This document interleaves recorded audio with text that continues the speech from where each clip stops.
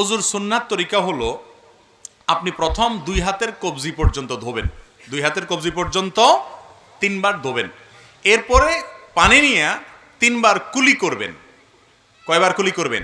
3 বার। কুলিটা করার সময় ভালো করে মুখের ভিতরে পানিটাকে নাড়া দিয়ে সম্ভব হলে একটু গড়গড়া করবেন। গড়গড়া করতে না পারলে অন্তত ভালো করে নাড়া দিবেন 3 বার। 3 বার নাকে পানি দিবেন। নাকে পানি দেওয়ার ক্ষেত্রে ইস্তেনসার সুন্নাত, ইস্তেনশাক এবং ইস্তেনসার এগুলো হলো সুন্নাত। তো এই নাকে পানি দেওয়ার ক্ষেত্রে যে নির্দেশ, সেটার বাস্তবায়নটা এভাবে হবে যে হাতের কোষে পানি নিয়ে নাকের কাছে ধরে হালকা করে টান দিবেন। জোরে টান দিন আবার মাথা তুলে যাবে, একদম হালকা, বা নাককে চুবায় ধরে ডুবায় ধরে যাতে করে ভিতরে পানি যায়। এরপরে নাক পরিষ্কার করবেন। এভাবে 3 বার করা কি সুন্নাত। এরপর আপনি 3 বার আপনার মুখ ধোবেন। কয়বার ধোবেন? 3 বার। এই 3 বার ধোয়ার সময় পানি নেবেন অল্প, ডলবেন বেশি, ডলতে হবে বেশি। বিশেষ করে কপাল, এই যে কানের লতি, গোড়া, এগুলো একটু বেশি ডলা লাগে, কারণ এই জায়গাগুলো বর্ডার তো শুকনা থেকে যায় অনেক সময়, তো এগুলোকে ভালো করে ডলতে হয়। নবী করিম সাল্লাল্লাহু আলাইহি ওয়াসাল্লাম ওযুর ক্ষেত্রে বারবার বলেছেন, আসবিগুল ওযু, তোমরা ওযুকে পরিপূর্ণ করো, আয় আকমিলুল ওযু, তার মানে ওযুটাকে ভালোভাবে করতে হয়। এই ভালোভাবে ওযু মানে কি?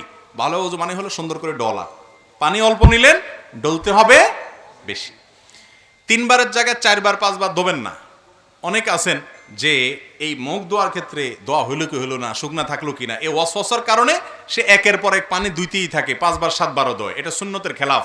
3 বার দোয়া সুন্নত, কমও করবেন না বেশিও করবেন না। 3 বার পানি নিয়ে যদি আপনি বেশি করে ডলেন, অনেক সময় ধরে ডলেন, শুকনা থাকবে না। এরপরে যদি আপনার মনে বলে যদি শুকনা থেকে যায়, তখন মনরে বলবেন শুকনা থাকলে আমি আল্লাহর সাথে বসবো, কারণ আল্লাহ রাসূল 3 বার করতে বলছে, আমি 3 বার করছি। এরপর শুকনা আছে কিনা, আমার ডলার আছে, ডলছি, এরপর শুকনা থাকলে আমার কোনো গুনাহ হবে না। আপনি অন্তত টেনশন নেবেন না, আমি দায়িত্ব নিলাম।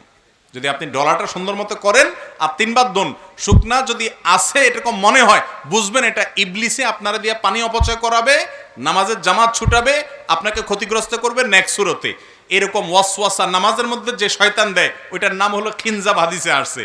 ওইটা বিশেষ এক টাইপের ইবলিস আছে যে মানুষের নামাজের মধ্যে বিশেষ করে যত রকম ওয়াসওয়াসা আছে সেগুলো দেয়। এই জন্য এটা ওই ইবলিসের কথা শুনবেন না।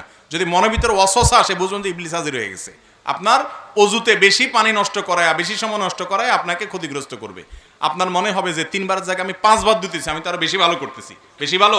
এই বেশি ভালো তো ভালো না। বেশি ভালো কি ভালো? ভালো না। তাহলে কয়বার দিতে হবে? 3 বার। এই 3 বার ধোবেন। দাড়ি যদি পাতলা হয় তাহলে একেবারে গোড়া পর্যন্ত যেন যায়, এরকম পানি দিয়ে চেষ্টা করবেন আপনার গোড়া পর্যন্ত পানি পৌঁছানোর। গেল এটা। এরপরে 3 বার হাত ধোবেন। এই হাত ধোয়ার ক্ষেত্রে আগে ডান হাত ধোবেন, সবাই তো ডান দিয়ে শুরু করি আমরা আলহামদুলিল্লাহ। এই কোণে পর্যন্ত ভালো করে ডলবেন, পানি নেবেন অল্প। এরপরে 3 বার বাম হাত ধোবেন, শেষ। শুরুতে বিসমিল্লাহ বলবেন, বিসমিল্লাহ বলেই করবেন। আরেকটা জিনিস রয়ে গেছে, মেসওয়াক, গুরুত্বপূর্ণ জিনিস। অজুতে শুরুতে আপনি কি করবেন? মেসওয়াক করবেন। মেসওয়াক তো এখন আমাদের আর নাই, হারায় গেছে। কয়জনের পকেটে মেসওয়াক আছে দেখাতে পারবেন এখন? একজনে হাত তুলছেন, 2 জন, আর হয়তো 2-4 জন হবে। মেসওয়াক নাই। ভালো করে শুনে রাখেন, নবী করিম সাল্লাল্লাহু আলাইহি সাল্লাম বলেছেন, লাউলা আন আশুক্কা আলা উম্মতি লা আমারতুহুম বিসওয়াক, যদি আমার উম্মতের জন্য মেসওয়াকটাকে আমি কঠিন মনে না করতাম, আমি মেসওয়াক করাটাকে আবশ্যক, ফরজ ওয়াজিব করে দিতাম, অর্ডার জারি করে দিতাম যাতে সবাই মেসওয়াক করে। কারণ মেসওয়াক এটা মুমিনের জন্য, ইমানদারের জন্য অনেক উপকারী একটা জিনিস। এটা শুধুমাত্র দাঁত পরিষ্কার করো না, এটার সাথে অনেক কিছু সম্পর্ক আছে, ইমানের সম্পর্ক আছে। ইমানে মৃত্যু যে আমলগুলোর মাধ্যমে হয়, সে আমলগুলোর মধ্য থেকে একটা হলো মেসওয়াক। মেসওয়াক বেশি বেশি করার মাধ্যমে মৃত্যুর সময় ইমান নিয়ে যাওয়ার তৌফিক নসিব হয়। প্রিয় নবী সাল্লাল্লাহু আলাইহি সাল্লামের জীবনের শেষ আমল কোনটা জানেন? একবারে শেষ আমল, যার পর আর কিছু করতে পারেন নাই, নিঃশ্বাস বন্ধ হয়ে আল্লাহর কাছে চলে গেছেন, রফিকে আলার সাথে সাক্ষাৎ করতে গেছেন, সেই শেষ আমলটা ছিল মেসওয়াক। নবী করিম সাল্লাল্লাহু আলাইহি সাল্লাম আয়েশা রাদিয়াল্লাহু তাআলা আনহার কোলে মাথা রেখে তিনি যখন অসুস্থ, মৃত্যুশয্যায় শায়িত, মারা যাওয়ার ঠিক আগ মুহূর্তে, ওয়াফাতের ঠিক আগ মুহূর্তে তার মেসওয়াকটা দিয়েছেন আয়েশা রাদিয়াল্লাহু তাআলা আনহাকে। এটাকে চাবায়া যে নরম করবেন, এই শক্তিটা তার শরীরে ছিল না, এতটা দুর্বল হয়ে গেছেন। তখন আয়েশা রাদিয়াল্লাহু তাআলা আনহা নিজে চাবায়া সেটাকে নরম করে নবী সাল্লাল্লাহু আলাইহি ওয়াসাল্লামের হাতে তুলে দিয়েছেন। তিনি সে মেসওয়াক করেছেন। এই মেসওয়াক করতে করতেই এরপর দুনিয়া থেকে চলে গেছেন। কত গুরুত্বপূর্ণ আমল হলে নবী সাল্লাল্লাহু আলাইহি ওয়াসাল্লাম জীবনের শেষ আমল এটা হয়। আর ইবলিস এখন আমাদের থেকে এই আমলটাকে এমনভাবে বিদায় করেছে, হাজার হাজার মানুষের মধ্যে দু চারজনও মেসওয়াক তারা করে না, ওযু করে নামাজ পড়ে কিন্তু মেসওয়াক করে না। তাহলে ওযুতে ওই মেসওয়াকটা বিশেষভাবে খেয়াল করবেন, বিসমিল্লাহ বলে করবেন। শুরুতে দুইটা মিস্টেক ছিল বলে দিলাম। এবার আসি, 2 হাত ধোয়া শেষ, মাথা মাসে করবেন ভিজা হাতরে। এইভাবে পুরো হাত ভিজানোর পর এই হাতকে আপনি মাথায় দিয়ে এভাবে টান দিবেন, টান দিয়ে একেবারে পেছন পর্যন্ত নেবেন। সেখানে মাথার হাতের এইটুক ব্যবহার করবেন, এটাকে টান দিবেন, তাহলে এইটুক অব্যবহৃত থেকে যাবে। এভাবে যখন টান দিবেন গোড়ার অংশ থেকে যাবে। এবার আসার সময় এইরকম করে টান দিবেন, তাহলে যাওয়ার সময় অর্ধেক হাতে আর আসার সময় বাকি অর্ধেক হাতে টান দিবেন, তাতে পুরো মাথা কি হয়ে যাবে, মাসা হয়ে যাবে। এই মাথা পুরাটা মাসে করাটাই হলো সুন্নাহ। পুরো মাথা মাসে করলেন, এরপরে ভিজা আঙ্গুল দিয়ে কি করবেন, কান মাসা করবেন। কান মাসা শেষ, গর্দান মাসা করবেন কিনা, এই তো এবার একটা ভেজাল এবং কামড়াকামড়ির জায়গায় চলে আসি আমরা, তাই না? এই একটা জায়গাতে ঝামেলা একটু এবং মতপার্থক্য আছে। গর্দান মাসে করা সম্পর্কে বেশ কয়েকটা বর্ণনা পাওয়া যায়, কিন্তু সে বর্ণনাগুলোর অবস্থা পর্যালোচনা করলে নিরপেক্ষভাবে আমার কাছে ক্ষুদ্র দৃষ্টিতে ওলামা একরামের তাহকিকগুলো দেখার পর আমার কাছে যেটা মনে হয়েছে সেটা হলো যে গর্দান মাসে করাটা আসলে হাদিস দ্বারা, সুন্নাহ দ্বারায় সাব্যস্ত নয়। এটা সাব্যস্ত হওয়ার মতো, এটাকে সুন্নাত বলার মতো, মুস্তাহাব বলার মতো এই পর্যায়ের হাদিসগুলো না। কথা কি বুঝাতে পারছি? কেউ গর্দান উপরে মাসে করে, ওই যে বিভিন্ন বর্ণনা আছে সেগুলোর উপরে এতেমাদ করে, ভরসা করে, অনেকগুলো আমাদের ফতোয়া আছে মুস্তাহাবের উপরে, তাদের ব্যাপারে আপনার হার্ডলাইন হয়ে তাদের সাথে যুদ্ধ করতে যাওয়ার দরকার নাই। আপনি যেটাকে বিশুদ্ধ মনে হয়েছে সেটার উপর আপনি আমল করবেন। যাই হোক, তাহলে মাথা মাসে করা শেষ, কান মাসে করা শেষ, বাকি রইল পাও। দোনো পাও ধোবেন। পাও ধোয়ার ক্ষেত্রে নবী সাল্লাল্লাহু আলাইহি ওয়াসাল্লাম একটা বিশেষ গুরুত্ব আরোপ আছে। তিনি বলেছেন ওয়াইলুল লিল আকাবি মিনান নার, পায়ের গিরা গোড়ালি এগুলাকে জাহান্নামের আগুন থেকে তোমরা বাঁচাবা, কারণ এগুলো শুকনা থাকে। মসজিদের অজুখানাগুলোতে দেখবেন গরমের সময় সিরিয়াল পড়ে যায়, যে অজু করতে একবার চান্স পায় সে আর উঠতে চায় না, বিশেষ করে জোহরের অজু, যত পানি ঢালে তত শান্তি। আর শীতের সময় দেখবেন যে অজুখানাতে, মাগরিবের সাথে তো অজুখানাতে কোনো মানুষই পাওয়া যায় না, সবাই আসরটা দিয়া রেডিমেড একদম এসা পর্যন্ত কমপ্লিট করে, ঠিক না? ঠিক। এই যে শীতের সময় অজু আমরা তাড়াহুড়া করি, শুকনা থেকে যায়, ত্বক শুকায় থাকে। শীতে আপনি ত্বকের যত্ন নেন, অজুরও যত্ন নিতে হবে। এই জন্য বিশেষভাবে পাও ডোলে ডোলে ভালো করে গিরা গোড়ালিগুলো ধুইতে হবে এবং চিপা চাপাগুলোতে আঙ্গুলের খেলাল করতে হবে। এভাবে যদি আপনি 3 বার ডান পাও 3 বার বাম পাও ধোন, আপনার অজু কমপ্লিট। এরপরে কালিমায়ে শাহাদা পাঠ করেন, আল্লাহ রাব্বুল আলামিন ইনশাআল্লাহ বিইذনিল্লাহ এই অজুর মাধ্যমে আপনার জান্নাতে যাওয়াকে সহজ করবে। বুঝাতে পারছি? তাহলে এইভাবে অজু করতে হবে। অজু করার ক্ষেত্রে একটা বিশেষ সাবধান বাণীর কথা বলবো, সেটা হলো আজকাল শতকরা 99 জন মানুষ আমরা অজু করতে গিয়ে একটা গুনাহ করি। অনেক সময় অজু করাটা নফল কাজের জন্য অজু করতেছেন, শোয়ার জন্য অজু করতেছেন, তাহলে এটা নফল, ফরজ না। রাতে ঘুমানোর সময় অজু করে শোয়া সুন্নাত, তো সুন্নাত আমল করার জন্য করেছেন, তাহলে এটা ফরজ না। কিন্তু আপনি অজু করতে গিয়ে একটা কবিরা গুনাহ করতেছেন।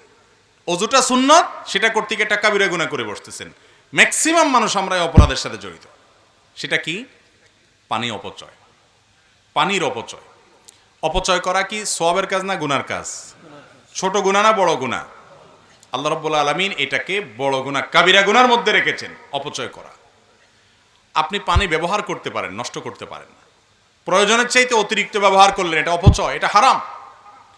আমরা অনেক ভাইরা আছেন অজু করতে যে পরিমাণ পানি ব্যবহার করি, বিশেষ করে ট্যাপে তো অজু করি আজকাল প্রায় সবাই, এই ট্যাপ চালাই দিয়া হাত ধোয়া শুরু থেকে নিয়ে পা ধোয়া পর্যন্ত যত পানি যায়, এগুলো যদি একটা বড় বালতিতে ধরে রাখেন, একদিন একটু ট্রাই করে দেখেন যে, এবং একটু চেক করেন যে আমি কতগুলো পানি ব্যবহার করলাম অজুতে। আপনি দেখেন প্রায় আধা বালতি বা তার চাইতে বেশি হয়ে যাবে ব্যবহার করেছেন, ঠিক না? ঠিক। আর রাসূল আকরাম সাল্লাল্লাহু আলাইহি ওয়াসাল্লামের অজুতে কত পানি লেগেছে জানেন? হাদিসে সে বিবরণও আসছে। এখানে তো গ্লাস নাই, দেখানো যেত। এই যে মনে করেন কাপটা আছে, এই কাপটাতে যে পরিমাণ পানি লাগবে তার চাইতে আরেকটু বেশি, আনুমানিক আর কি, একজাক্ট না। ধরেন এটা 2 কাপ, এই পানি দিয়ে তিনি অজু কমপ্লিট করতেন। কিছু কম বেশ হবে, কিন্তু এর বেশি না। ধরেন 1 গ্লাস আর কি, 1 গ্লাস পানি দিয়ে অজু করতেন। আপনি এবার চিন্তা করেন, মুখ হাত ধোয়া থেকে নিয়ে পাও ধোয়া পর্যন্ত সব কাজগুলো যেভাবে বলেছি এভাবে করতেন, কিন্তু পানি লাগতো ওইটুকু, আর আপনার লাগতেছে আধা বালতি। তাহলে আপনি অপচয় করতেছেন না করতেছেন না? এখন যদি বলেন এইটুকু দিয়ে আবার অজু কিভাবে সম্ভব, এখন যদি এখানে বড় একটা গামলা নিয়ে আসতেন আর একটা গ্লাস পানি নিয়ে আসতেন, তাহলে আমি দেখা দিতে পারতাম। গামলা তো আশেপাশে নাই মনে হয়, ইনশাআল্লাহ কোনো এক সময় দেখাবো। ইউটিউবে অনেক ওলামা একরাম, বিশেষ করে আরবের অনেক ওলামা একরাম কিভাবে এই পানি দিয়ে নবীজি ওযু করতেন এটা দেখায় দিয়েছেন তারা হাতে কলমে। দেখেন কোষে অল্প একটা কোষে পানি নেবেন, এই এক কোষ পানিকে আপনি মুখে নিয়ে এবার ডলেন, 3 বারে 3 কোষ পানি নেন, মুখ ধোয়া শেষ। হবে না? হবে না? ট্রাই করে দেখেন। কিন্তু আমরা অপচয় করি। এখন আপনি বলবেন, হুজুর তখন পানির অভাব ছিল, মরুভূমিতে ছিলেন উনি, আমরা এখন বাংলাদেশে মাশাআল্লাহ নদীমাতৃক দেশ, আমাদের পানি তো পানি, পানির অত্যাচারে আমরা মাঝে মধ্যে বাড়ি ছাড়ি চলে যাওয়া লাগে। তো এখন এত পানি আছে, এখন কি এই ওয়াজ চলবে যে পানির অপচয় করা যাবে না? হ্যাঁ ভাই, চলবে। আল্লাহ আপনাকে নেয়ামত দিয়েছেন, সেজন্য আপনি তাই বলে যা খুশি তা করবেন, প্রয়োজনের চাইতে ব্যবহার করবেন, এই নেয়ামতের এই ব্যবহারের অনুমতি আল্লাহ দেন নাই। এই জন্য এক হাদিসে আসছে নবী সাল্লাল্লাহু আলাইহি সাল্লাম, নদীতে যদি কেউ কি করে, নদীতে যদি কেউ পানি ব্যবহার করে, ওযু করে, সেখানে পর্যন্ত, সমুদ্রে পর্যন্ত পানি ব্যবহারের ক্ষেত্রে যে এখানে পানির অভাব নাই, সেখানেও যেন সে অপচয় না করে, সে বিষয়ে হাদিসে নির্দেশনা আসছে। তাহলে এখন আমাদের টেপে ট্যাঙ্কিতে অনেক পানি আছে, এই আশায় কি আমরা পানি অপচয় করব? মনে রাখবেন, অপচয়কারীকে অপচয় করার কারণে একসময় প্রায়শ্চিত্ত করতে হয়। টয়লেটে বসে বসে অযথা বদনার পানি ছাড়লেন অথবা টেপে পানি ছাড়লেন, একসময় দেখবেন যে আপনি টয়লেটে বসে মাশাআল্লাহ সব শেষ করে এখন পানিতে হাত দিয়ে দেখছেন টেপে পানি নেই। একবারে অপচয় করবেন, ওইটার জন্য আরেকবার ধরা খাবেন। এটা বাস্তবতা, এটা অভিজ্ঞতা, যে মানুষ যখন খুব বেশি সীমা লঙ্ঘন করে, আল্লাহ তাআলা তার জন্য তাকে প্রায়শ্চিত্ত দুনিয়াতে ভোগ করান অনেক ক্ষেত্রে। এবং বাংলাদেশে আমাদের কথা বলবেন যে পানির অভাব নাই। আপনারা জানেন ঢাকা শহরে সহ সারা দেশে মাটির নিচে পানির লেয়ার নেমে যাচ্ছে। অলরেডি আমাদের এই সমস্ত এলাকাতেও ভালো পানি পাওয়া যায় না, শত শত ফিট নিচে নামা ছাড়া। ঠিক না? ঠিক। কিয়ামত যত কাছাচ্ছে তত অসুবিধা আরো বাড়বে, এবং কিয়ামতের আগে পানি নিয়ে যুদ্ধ হবে। কিয়ামতের আলামতগুলোর ভিতরে একটা। তাহলে এই পানির অপব্যবহার, অপচয় এগুলো করলে তার জন্য একসময় আমাদেরই এর জন্য ক্ষতির মুখোমুখি হতে হবে। সবচেয়ে বড় কথা হলো হাদিসে নিষেধ আছে, এই জন্য ওযু করতে গিয়ে পানি অপচয় করা যাবে